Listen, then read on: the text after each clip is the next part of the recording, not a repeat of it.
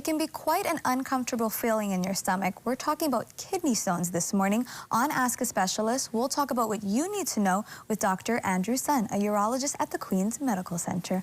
Aloha, Dr. Andrew. Thank you for joining us today. Hello, thank you so much for having me.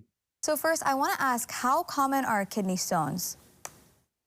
Kidney stones are very common. Up to 1 in 10 people will probably experience one during their lifetime.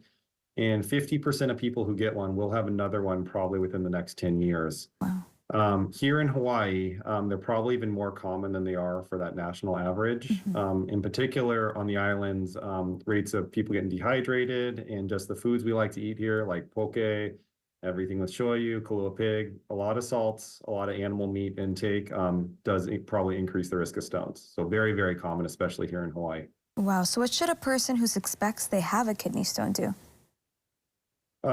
If you do get a stone, what you can expect is probably some significant pain that usually occurs in kind of the back, kind of flank area, sometimes can wrap around to the front. Very often feel really sick to your stomach, vomiting. Pain can be pretty intense and can kind of find it's hard to get comfortable.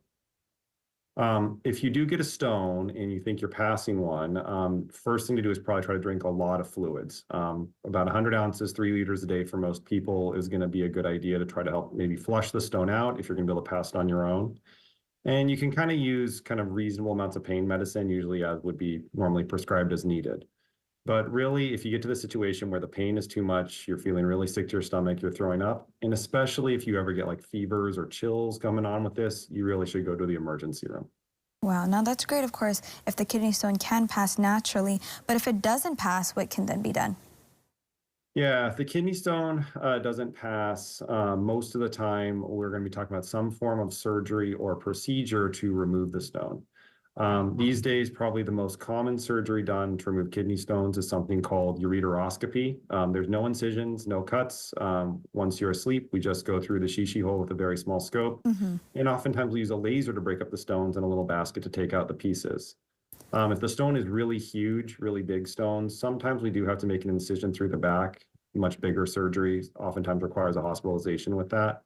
And sometimes for certain stones, you might be able to use ultrasound waves to break them up from the outside, though that's done less frequently these days.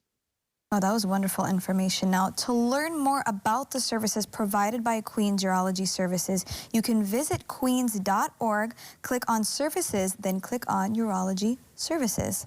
Thank you so much, Dr. Andrew Sun. That was wonderful information. I hope a lot of the viewers were able to listen to that, and if they were experiencing some of those symptoms, get it checked out right away. We'll have more information on KHON2.com too with this interview. Thank you so much, Dr. Andrew Sun. Great. Thank you for having me.